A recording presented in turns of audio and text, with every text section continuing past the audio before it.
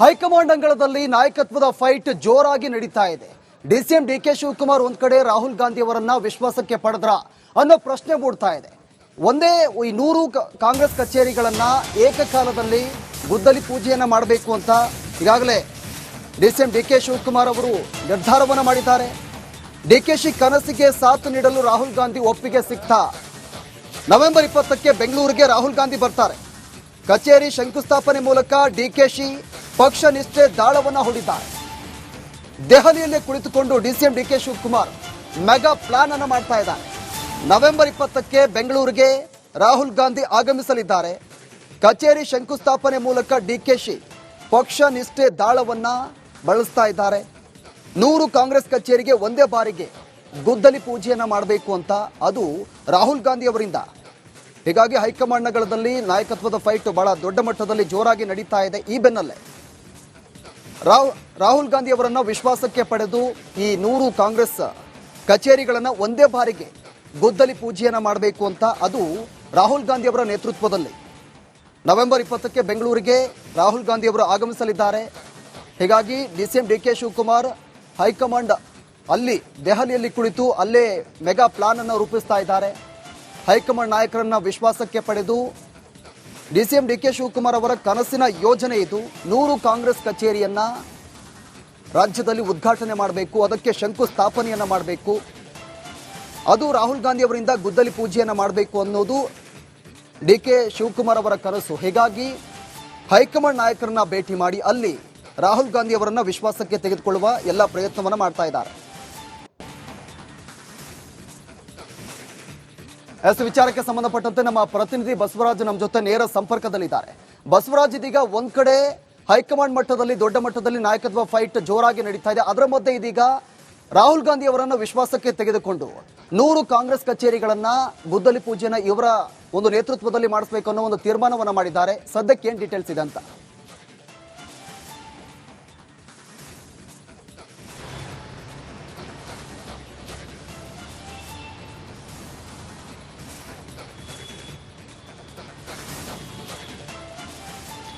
ಖಂಡಿತ ಪ್ರವೀಣ್, ಹೈಕಮಾಂಡ್ ಭೇಟಿಯನ್ನ ಇತ್ತೀಚೆಗಷ್ಟೇ ಮಾಡಿರ್ತಕ್ಕಂಥ ಡಿಸಿಎಂ ಡಿಕೆ ಶಿವಕುಮಾರ್ ಅವರು ರಾಹುಲ್ ಗಾಂಧಿ ಅಪಾಯಿಂಟ್ಮೆಂಟ್ ಅನ್ನು ಪಡೆಯೋಕೆ ಸಾಕಷ್ಟು ಪ್ರಯತ್ನವನ್ನ ಮಾಡಿದ್ರು. ಬಹಳ ಪ್ರಮುಖವಾಗಿ ರಾಜ್ಯದಲ್ಲಿ ಒಂದು 100 ಕಾಂಗ್ರೆಸ್ ಭವನಗಳನ್ನು ನಿರ್ಮಿಸಬೇಕನ್ನುವಂಥದ್ದು ಹೈಕಮಾಂಡ್ ಆದೇಶ, ಅದನ್ನ ಸಿರ್ಸಾ ಪಾಲಿಸ್ತೇನೆ ಅನ್ನುವಂಥ ಮಾತನ್ನ ಕೂಡ ಡಿಕೆ ಶಿವಕುಮಾರ್ ಅವರು ಹೇಳಿದ್ರು. ಆದ್ರೆ ಆ ಗುದ್ದಲಿ ಪೂಜೆ ಕಳೆದ ಮಾರ್ಚ್ನಿಂದಲೂ ಕೂಡ ನೆನೆಗುದಿಗೆ ಬಿದ್ದಿತ್ತು. ರಾಹುಲ್ ಗಾಂಧಿ ಅವರು ಈ ಒಂದು ಗುದ್ದಲಿ ಪೂಜೆಗೆ ಒಂದು ಶಂಕುಸ್ಥಾಪನೆಗೆ ಅವಕಾಶವನ್ನು ಕೊಟ್ಟಿರಲಿಲ್ಲ. ಆದ್ರೆ ಮೊನ್ನೆ ದೆಹಲಿಗೆ ದಿಢೀರ್ ಅಂತ ತೆರಳಿದಂತಹ ಡಿಕೆ ಶಿವಕುಮಾರ್ ಅವರು ಒಂದಷ್ಟು ಆಪ್ತ ಮೂಲಗಳ ಮೂಲಕ, ಹೈಕಮಾಂಡ್ ಆಪ್ತ ಮೂಲಗಳ ಮೂಲಕ ಮತ್ತು ರಾಹುಲ್ ಗಾಂಧಿ ಅವರ ಆಪ್ತರ ಜೊತೆ ಒಂದಷ್ಟು ಚರ್ಚೆಯನ್ನು ಮಾಡ್ಕೊಂಡು ಬಂದಿದ್ರು. ಕಾಂಗ್ರೆಸ್ ಕಚೇರಿಯ ಒಂದು ಉದ್ಘಾಟನೆಗೆ ಒಂದು ಅವಕಾಶ ಕೊಡಬೇಕು, ಶಂಕುಸ್ಥಾಪನೆಗೆ ನೀವು ಅನ್ನುವಂಥ ಒಂದಷ್ಟು ಮಾತುಗಳನ್ನು ಹೇಳಿ ಅವರಿಗೆ ಒಂದಷ್ಟು ಮನವೊಲಿಸುವಂತ ಕೆಲಸವನ್ನು ಮಾಡಿದ್ದಾರೆ. ಮತ್ತು ಇದೇ ನವೆಂಬರ್ 20ಕ್ಕೆ ರಾಜ್ಯಕ್ಕೆ ಆಗಮಿಸಿ ಶಂಕುಸ್ಥಾಪನೆಗೆ ಬರಬೇಕು ಅನ್ನುವಂತಹ ಒಂದು ಮನವಿಯನ್ನು ಮಾಡಿದ್ದಾರೆ. ರಾಹುಲ್ ಗಾಂಧಿ ಅವರು ಇದಕ್ಕೆ ಪೂರಕವಾಗಿ ಸ್ಪಂದಿಸಿದ್ದಾರೆ ಅನ್ನುವಂಥ ಮಾಹಿತಿಗಳು ಲಭ್ಯ ಆಗ್ತಾ ಇದಾವೆ. ಇನ್ನೊಂದು 2-3 ದಿನಗಳಲ್ಲಿ ರಾಹುಲ್ ಗಾಂಧಿ ಅವರ ರಾಜ್ಯಕ್ಕೆ ಆಗಮಿಸುವಂತಹ ಎಲ್ಲಾ ಮಾಹಿತಿ ಮತ್ತು ಈ ಒಂದು ಪ್ರವಾಸ ಕಾರ್ಯಕ್ರಮ ಫಿಕ್ಸ್ ಆಗುತ್ತೆ ಅನ್ನುವಂಥ ಮಾಹಿತಿಯನ್ನು ಕೂಡ ಕೆಪಿಸಿಸಿ ಕಚೇರಿಯಿಂದ ಈಗ ಸಿಗ್ತಾ ಇರತಕ್ಕಂಥದ್ದು. ಒಟ್ಟಾರೆಯಾಗಿ ಹೈಕಮಾಂಡ್ ಅನ್ನ ವಿಶ್ವಾಸಕ್ಕೆ ಪಡೆಯುವಂತಹ ಒಂದು ನಿರಂತರ ಪ್ರಯತ್ನವನ್ನ ಡಿಕೆ ಶಿವಕುಮಾರ್ ಅವರು ಏನ್ ನಡೆಸಿದ್ರು, ಅದರ ಭಾಗವಾಗಿ ಈಗ ರಾಹುಲ್ ಗಾಂಧಿ ಅವರು ಕಾಂಗ್ರೆಸ್ ಭವನಗಳ ಶಂಕುಸ್ಥಾಪನೆಗೆ ಒಂದು ರಾಜ್ಯಕ್ಕೆ ಆಗಮಿಸುವಂತಹ ಸಾಧ್ಯತೆಗಳು ಸದ್ಯದ ಮಟ್ಟಿಗೆ ದಟ್ಟವಾಗ್ತಾ ಇದಾವೆ. Praveen, okay, thank you Basavaraj ತಮ್ಮೆಲ್ಲ ಮಾಹಿತಿಗೆ.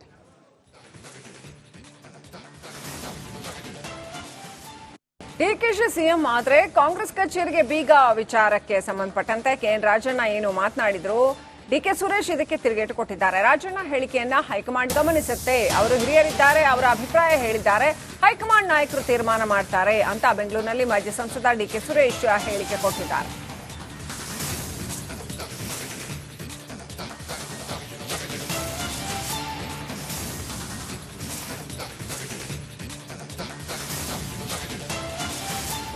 ಮಾಜಿ ಸಚಿವ ರಾಜಣ್ಣವರು ಡಿಕೆ ಶಿವಕುಮಾರ್ ಅವರು ಮುಖ್ಯಮಂತ್ರಿ ಆದ್ರೆ ಎಲ್ಲ ಕಾಂಗ್ರೆಸ್ ಕಚೇರಿಗೆ ಬೀಗ ಹಾಕುವಂತ ಪರಿಸ್ಥಿತಿ ಬರುತ್ತೆ ಅನ್ನುವಂತ ಮಾತನಾಡಿದರು. ಗೊತ್ತಿಲ್ಲ, ಅವರು ಹಿರಿಯ ನಾಯಕರಿದ್ದಾರೆ, ಅವರ ಸಲಹೆಗಳನ್ನ ಕೊಡ್ತಾ ಇದ್ದಾರೆ. ಅಲ್ಲ, ಅವರು ಸಲಹೆಗಳನ್ನ ಪಕ್ಷದ ವರಿಷ್ಠರಿಗೆ ಅವರು ತಿಳಿಸ್ತಾ ಇದ್ದಾರೆ. ಅವ್ರು ತಿಳಿಸೋದ್ರಲ್ಲಿ ತಪ್ಪೇನೂ ಇಲ್ಲ. ಅವರ ಅಭಿಪ್ರಾಯಗಳನ್ನ ಮುಕ್ತವಾಗಿ ಮಾಧ್ಯಮಗಳ ಮುಖಾಂತರ ಹೇಳ್ತಾ ಇದ್ದಾರೆ. ಸಂತೋಷ. ಸರ್, ಮಾಜಿ ಸಚಿವ ರಾಜಣ್ಣವರು ಡಿ ಕೆ ಶಿವಕುಮಾರ್ ಅವರು ಮುಖ್ಯಮಂತ್ರಿ ಆದ್ರೆ ಎಲ್ಲ ಕಾಂಗ್ರೆಸ್ ಕಚೇರಿಗೆ ಬೀಗ ಹಾಕುವಂತ ಪರಿಸ್ಥಿತಿ ಬರುತ್ತೆ ಅನ್ನುವಂತ ಮಾತನಾಡಿದ್ದಾರೆ. ಗೊತ್ತಿಲ್ಲ, ಅವರು ಹಿರಿಯ ನಾಯಕರಿದ್ದಾರೆ, ಅವರ ಸಲಹೆಗಳನ್ನ ಕೊಡ್ತಾ ಇದ್ದಾರೆ. ಅಲ್ಲ, ಅವರು ಸಲಹೆಗಳನ್ನ ಪಕ್ಷದ ವರಿಷ್ಠರಿಗೆ ಅವರು ತಿಳಿಸ್ತಾ ಇದ್ದಾರೆ. ಅವ್ರು ತಿಳಿಸೋದ್ರಲ್ಲಿ ತಪ್ಪೇನೂ ಇಲ್ಲ. ಅವರ ಅಭಿಪ್ರಾಯಗಳನ್ನ ಮುಕ್ತವಾಗಿ ಮಾಧ್ಯಮಗಳ ಮುಖಾಂತರ ಹೇಳ್ತಾ ಇದ್ದಾರೆ, ಸಂತೋಷ. ಸರ್, ಮಾಜಿ ಸಚಿವ ಪ್ರಮುಖವಾಗಿ ರಾಜ್ಯದಲ್ಲಿ ಒಂದು 100 ಕಾಂಗ್ರೆಸ್ ಭವನಗಳನ್ನು ನಿರ್ಮಿಸಬೇಕನ್ನುವಂಥದ್ದು ಹೈಕಮಾಂಡ್ ಆದೇಶ. ಅದನ್ನ ಶಿರ್ಸಾ ಪಾಲಿಸ್ತೇನೆ ಅನ್ನುವಂಥ ಮಾತನ್ನ ಕೂಡ ಡಿ ಕೆ ಶಿವಕುಮಾರ್ ಅವರು ಹೇಳಿದ್ರು. ಆದರೆ ಆ ಗುದ್ದಲಿ ಪೂಜೆ ಕಳೆದ ಮಾರ್ಚ್ನಿಂದಲೂ ಕೂಡ ನೆನೆಗುದಿಗೆ ಬಿದ್ದಿತ್ತು. ರಾಹುಲ್ ಗಾಂಧಿ ಅವರು ಈ ಒಂದು ಗುದ್ದಲಿ ಪೂಜೆಗೆ ಒಂದು ಶಂಕುಸ್ಥಾಪನೆಗೆ ಅವಕಾಶವನ್ನು ಕೊಟ್ಟಿರಲಿಲ್ಲ. ಆದರೆ ಮೊನ್ನೆ ದೆಹಲಿಗೆ ದಿಢೀರಂತ ತೆರಳಿದಂತಹ ಡಿ ಕೆ ಶಿವಕುಮಾರ್ ಅವರು ಒಂದಷ್ಟು ಆಪ್ತ ಮೂಲಗಳ ಮೂಲಕ, ಹೈಕಮಾಂಡ್ ಆಪ್ತ ಮೂಲಗಳ ಮೂಲಕ ಮತ್ತು ರಾಹುಲ್ ಗಾಂಧಿ ಅವರ ಆಪ್ತರ ಜೊತೆ ಒಂದಷ್ಟು ಚರ್ಚೆಯನ್ನು ಮಾಡ್ಕೊಂಡು ಬಂದಿದ್ರು.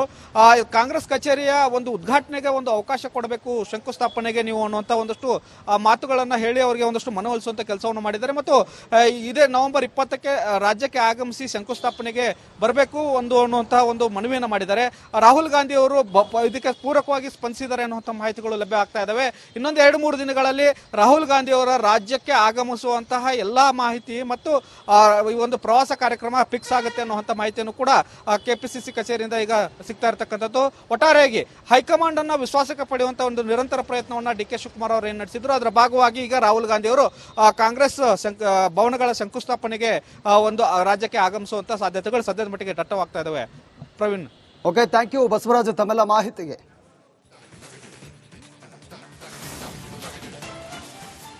ಡಿಕೆಶಿ ಸಿಎಂ ಆದ್ರೆ ಕಾಂಗ್ರೆಸ್ ಕಚೇರಿಗೆ ಬೀಗ ವಿಚಾರಕ್ಕೆ ಸಂಬಂಧಪಟ್ಟಂತೆ ಕೆಎನ್ ರಾಜಣ್ಣ ಏನು ಮಾತನಾಡಿದ್ರು, ಡಿಕೆ ಸುರೇಶ್ ಇದಕ್ಕೆ ತಿರುಗೇಟು ಕೊಟ್ಟಿದ್ದಾರೆ. ರಾಜಣ್ಣ ಹೇಳಿಕೆಯನ್ನ ಹೈಕಮಾಂಡ್ ಗಮನಿಸುತ್ತೆ, ಅವರು ಹಿರಿಯರಿದ್ದಾರೆ, ಅವರ ಅಭಿಪ್ರಾಯ ಹೇಳಿದ್ದಾರೆ, ಹೈಕಮಾಂಡ್ ನಾಯಕರು ತೀರ್ಮಾನ ಮಾಡ್ತಾರೆ ಅಂತ ಬೆಂಗಳೂರಿನಲ್ಲಿ ಮಾಜಿ ಸಂಸದ ಡಿಕೆ ಸುರೇಶ್ ಹೇಳಿಕೆ ಕೊಟ್ಟಿದ್ದಾರೆ.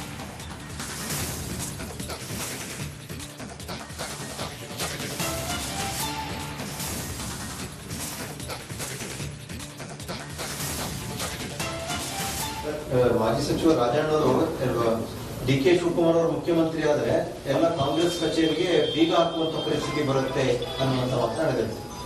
ಗೊತ್ತಿಲ್ಲ, ಅವರು ಹಿರಿಯ ನಾಯಕರಿದ್ದಾರೆ, ಅವರ ಸಲಹೆಗಳನ್ನ ಕೊಡ್ತಾ ಇದ್ದಾರೆ.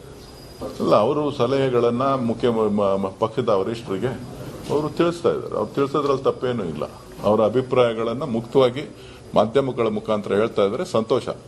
ಸರ್, ಮಾಜಿ ಸಚಿವ ರಾಜಣ್ಣವರು ಡಿ ಕೆ ಶಿವಕುಮಾರ್ ಅವರು ಮುಖ್ಯಮಂತ್ರಿ ಆದ್ರೆ ಎಲ್ಲ ಕಾಂಗ್ರೆಸ್ ಕಚೇರಿಗೆ ಬೀಗ ಹಾಕುವಂತ ಪರಿಸ್ಥಿತಿ ಬರುತ್ತೆ ಅನ್ನುವಂತ ಮಾತನಾಡಿದ್ದಾರೆ. ಗೊತ್ತಿಲ್ಲ, ಅವರು ಹಿರಿಯ ನಾಯಕರಿದ್ದಾರೆ, ಅವರ ಸಲಹೆಗಳನ್ನ ಕೊಡ್ತಾ ಇದ್ದಾರೆ. ಅಲ್ಲ, ಅವರು ಸಲಹೆಗಳನ್ನ ಪಕ್ಷದ ವರಿಷ್ಠರಿಗೆ ಅವರು ತಿಳಿಸ್ತಾ ಇದ್ದಾರೆ. ಅವ್ರು ತಿಳಿಸೋದ್ರಲ್ಲಿ ತಪ್ಪೇನೂ ಇಲ್ಲ. ಅವರ ಅಭಿಪ್ರಾಯಗಳನ್ನ ಮುಕ್ತವಾಗಿ ಮಾಧ್ಯಮಗಳ ಮುಖಾಂತರ ಹೇಳ್ತಾ ಇದ್ದಾರೆ, ಸಂತೋಷ.